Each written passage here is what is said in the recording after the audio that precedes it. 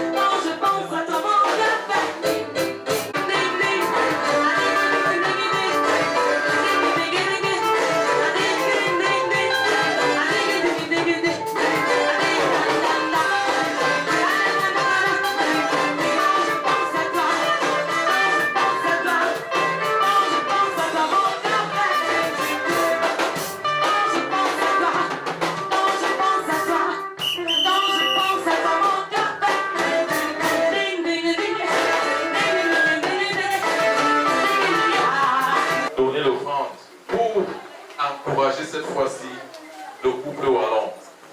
Et véritablement, le panier sera remis à Dorine qui va, n'est-ce pas, prélever les offrandes de l'assemblée qui viendra, n'est-ce pas, à venir.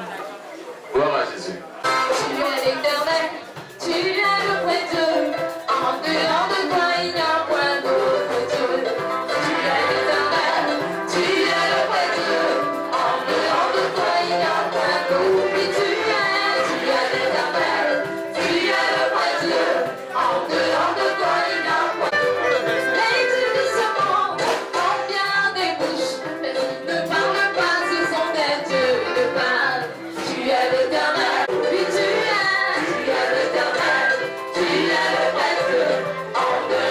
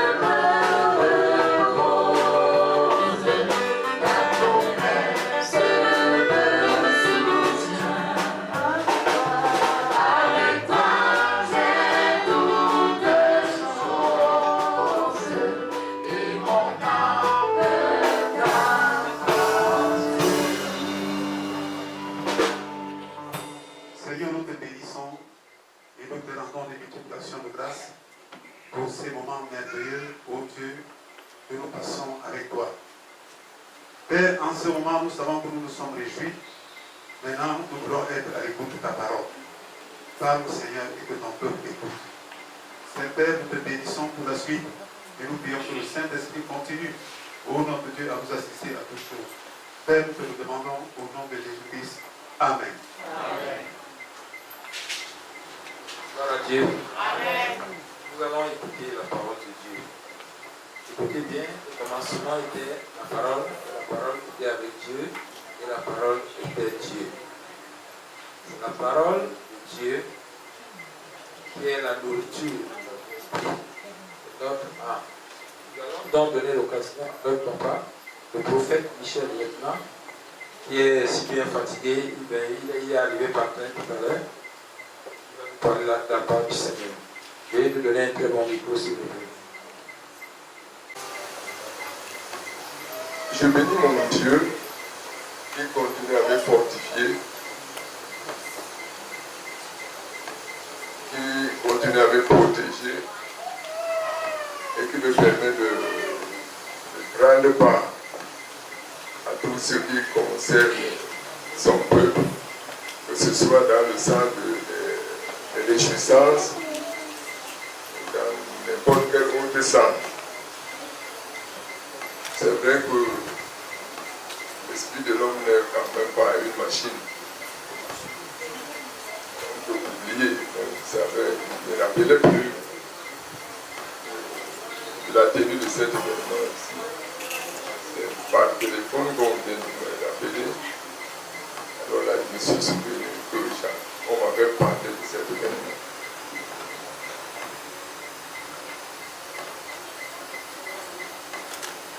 La parole de Dieu dit quelque part.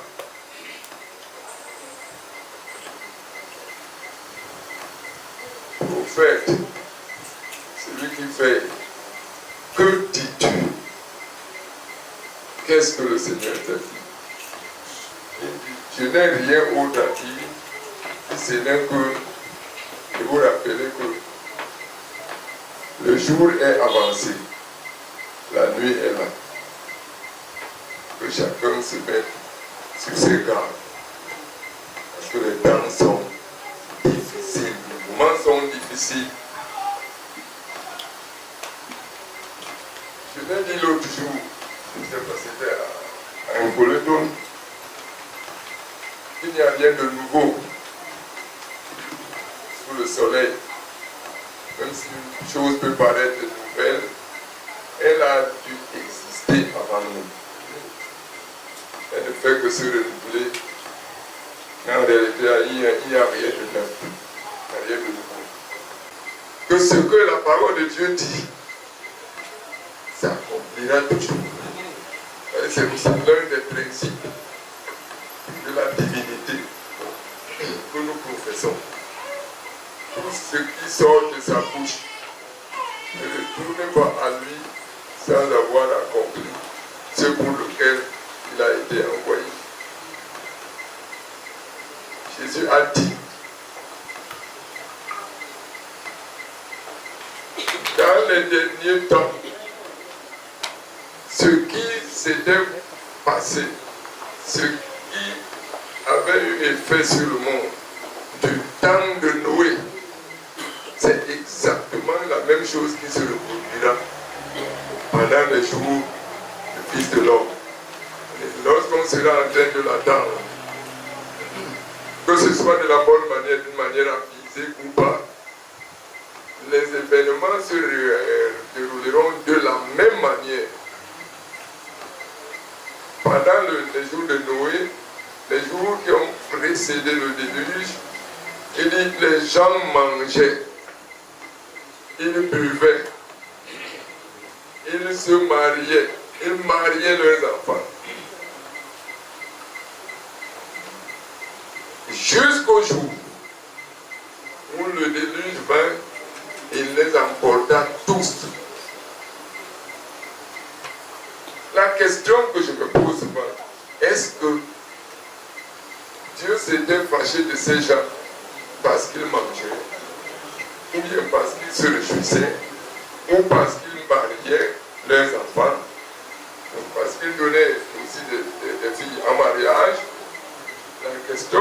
demeure sans réponse.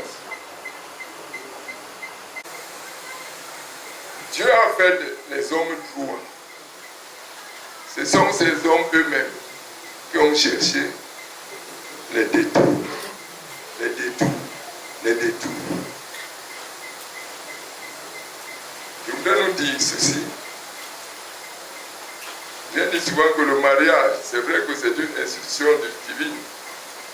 Il en est de même que de toutes les autres choses. C'est Dieu qui a institué tout ce que nous voyons. Ce ne sont pas les hommes qui les ont institués, c'est Dieu. Mais lorsqu'on veut donner au mariage un sens sacré, il faut vraiment y aller tout en respectant les normes. Depuis que mon beau-fils a pris ma fille, j'ai remarqué en lui ce sens d'un homme qui embrasse la vie telle qu'elle se présente devant lui. Il ne nous a jamais montré des indifférences. Il est là, il est comme un Africain, mais c'est tout simplement parce qu'il a aimé notre vie.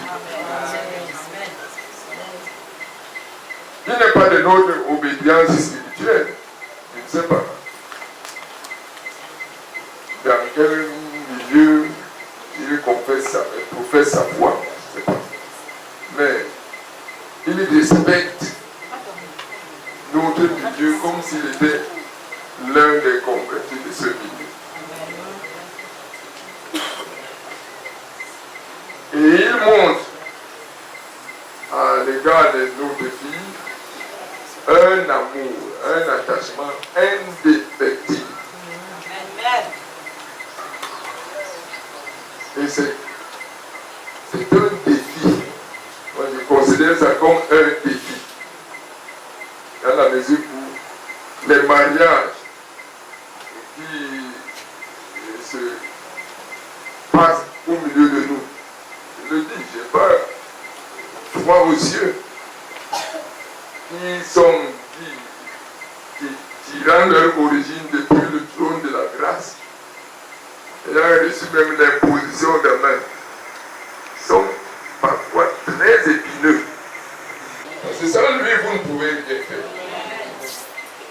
Ce n'est pas question de dénomination, de religion, mais c'est question de reconnaître qu'on vient de Dieu et qu'on lui doit cette révérence, cette crainte respectueuse. Et c'est elle qui fait que tu considères notre fille comme toi-même. Tu ne regardes pas à la couleur.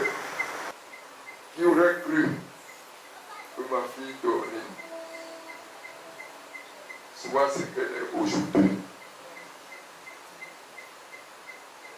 Que Dieu continue à te soutenir, à te fortifier.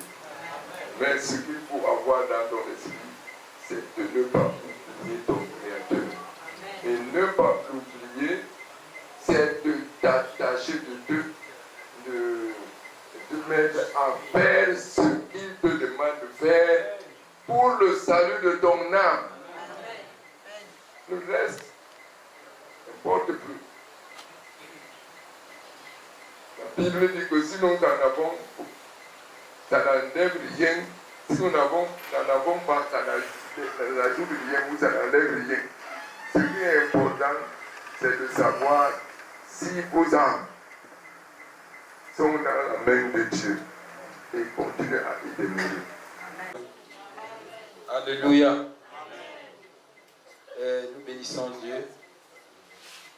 Parce qu'en réalité, vous avez suivi. L'homme de Dieu a pris le train en marche. Et cette action de grâce, c'est une chose qui est venue du fond du cœur de notre fille. Je suis le papa géniteur. Gloire à Dieu. Gloire à Dieu. Gloire à Dieu. Voilà. Nous avons la sœur Léa qui nous vient de la Côte d'Ivoire. Alléluia. Nous avons la sœur Irène qui nous vient de l'église centrale d'Éder. Nous avons dans la salle des prophètes, des pasteurs, des anciens, des diacres, et nous avons dans la salle notre sœur, l'épouse du pasteur Etimbi, qui est à Douala, à la vallée. Voilà.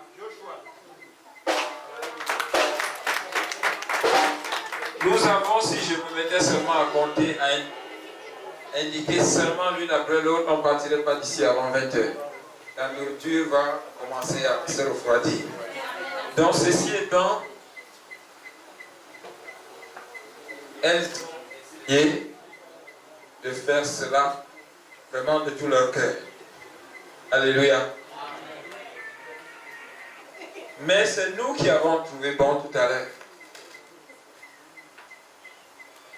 Ayant vu, ayant connu, parce qu'il faut être dedans pour savoir ce qu'il en est.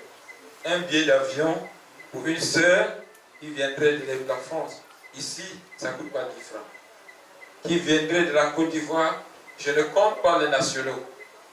Le travail a été fait ici depuis plus d'un mois, des répétitions, des préparatifs. Nous avons Canal 2 qui est dans la salle.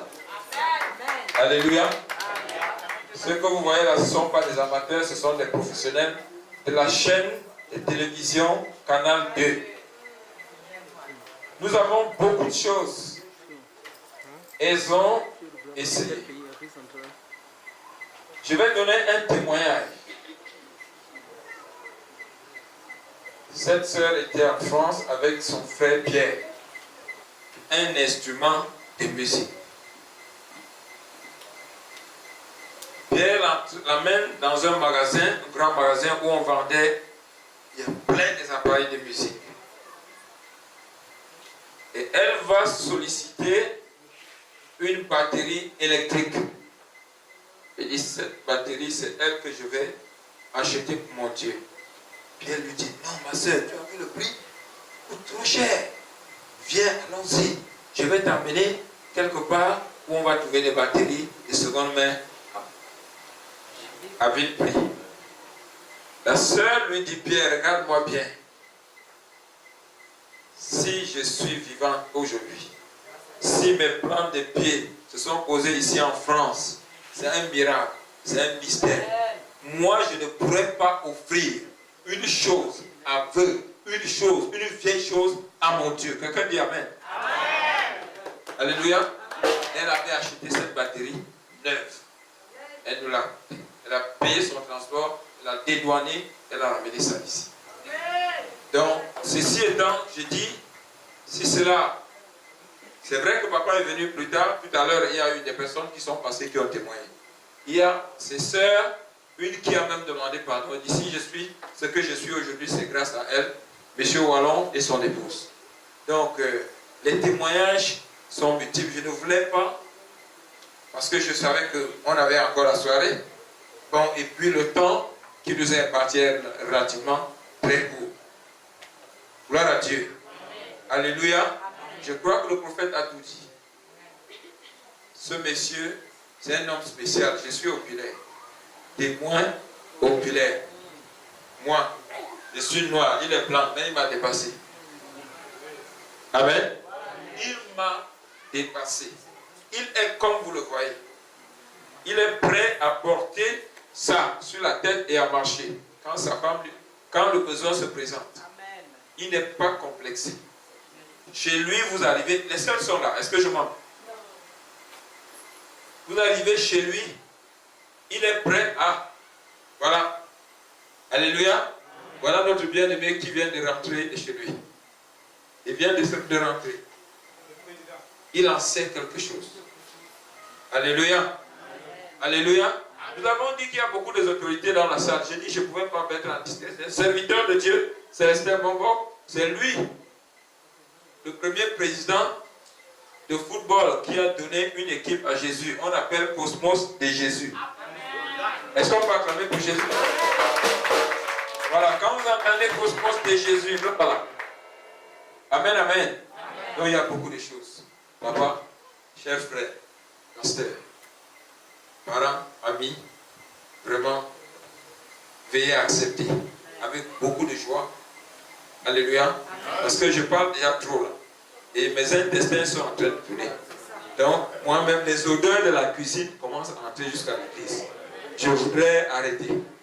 Est-ce que vous permettez que je puisse arrêter? Si quelqu'un est content, de nous dire Alléluia. Et nous voulons inviter, avec votre permission, la sœur Laure. Parce que, papa, tu n'as pas encore entendu quelque chose. Laisse que tu entends un peu la voix d'Isaïe.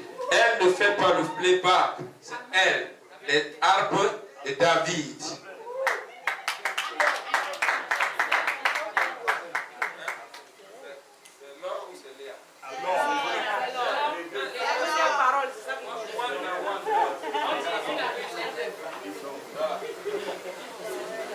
Alléluia. Amen, amen.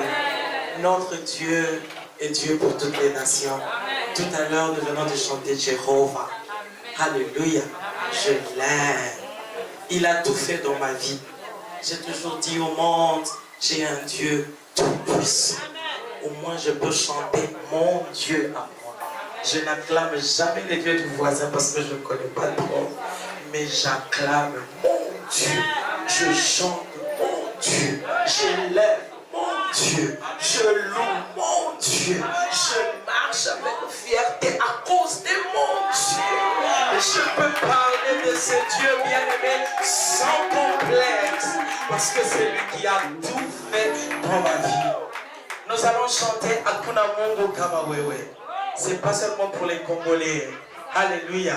Hakuna Mungu Kama Wewe veut dire il n'y a point d'autre Dieu comme toi. Amen, amen. Et c'est comme ça que nous allons danser.